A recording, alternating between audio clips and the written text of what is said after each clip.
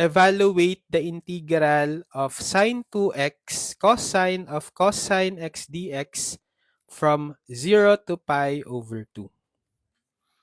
So I will apply double angle identity first for sine 2x. So I have integral from 0 to pi over 2 of sine 2x, it's equal to 2 sine x cosine x then times cosine of cosine x dx. So if we apply u substitution, we let u be equal to cosine x. Then getting its derivative, derivative of u du, derivative of cosine x, it's negative sine x dx, which is this term on the integral. But we have an extra coefficient of negative 1. We don't need that. We eliminate by dividing both sides by negative 1. So du over negative 1 negative du. The negative divided by negative, positive sine x dx. We also need to get the new lower and upper limit. So if the lower limit in terms of x is 0, we plug in that value in the substitution. So u is equal to cosine x, which is 0. U is equal to cosine 0 is 1.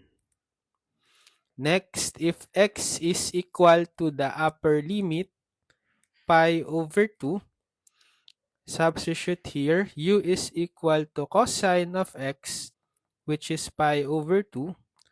So u is equal to cosine pi over 2 or cosine 90 degree, 0. So the new integral will be the integral from the new lower limit 1 to the new upper limit 0 of 2 cosine x is u, then cosine of cosine x, again that's u, and then this sine x dx is negative du.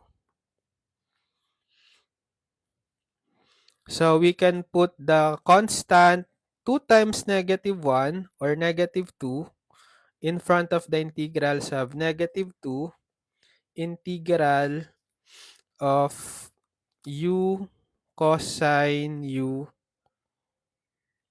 du evaluated from 1 to 0. So how do we evaluate this integral? We can apply integration by parts, IBP, given by integral of t dv is equal, I use t because we already have the variable u.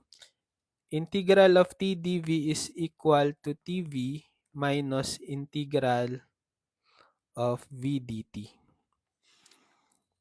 So we let t equals to u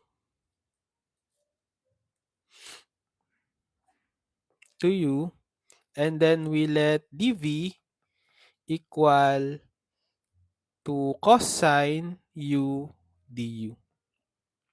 Get the derivative of t dt, derivative of u du.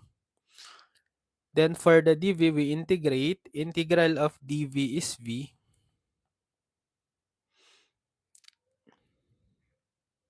And then integral of cosine u, it's sine u. So therefore, we have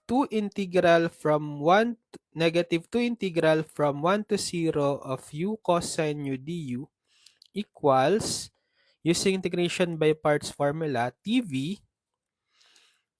So t is u and v is sine u evaluated from 1 to 0, then minus the integral of v dt. V is sine u times the dt, which is du. evaluated from 1 to 0. And we also need to multiply all of these terms by -2.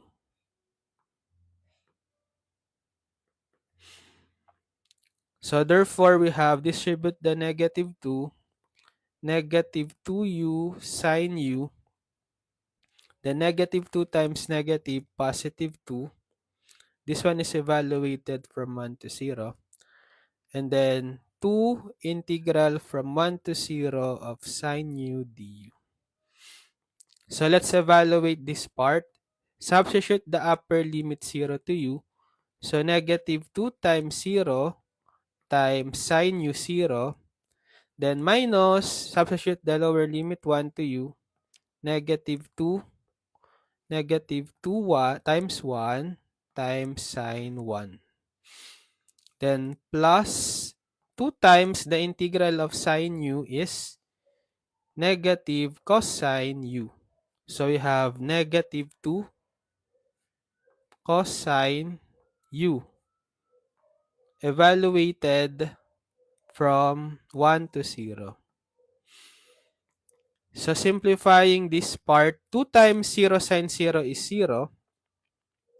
And then negative of -2 times 1, +2, times sine of 1. So sine of 1 is not an exact value. So we just leave it as is, as 2 sine 1, exact value. Then minus 2 cosine u evaluated from 1 to 0. So substitute the upper limit 0 to u, -2 cosine 0. And then minus, substitute the lower limit 1 to u, -2 cosine 1.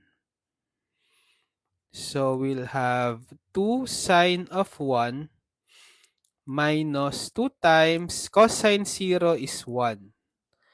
And then negative of -2, +2 cosine of 1. Again, we just leave cosine of 1 as is. So simplifying further, we'll have 2 sine of 1 minus 2 times 1 or 2 plus 2 cosine of 1. So this is the exact answer.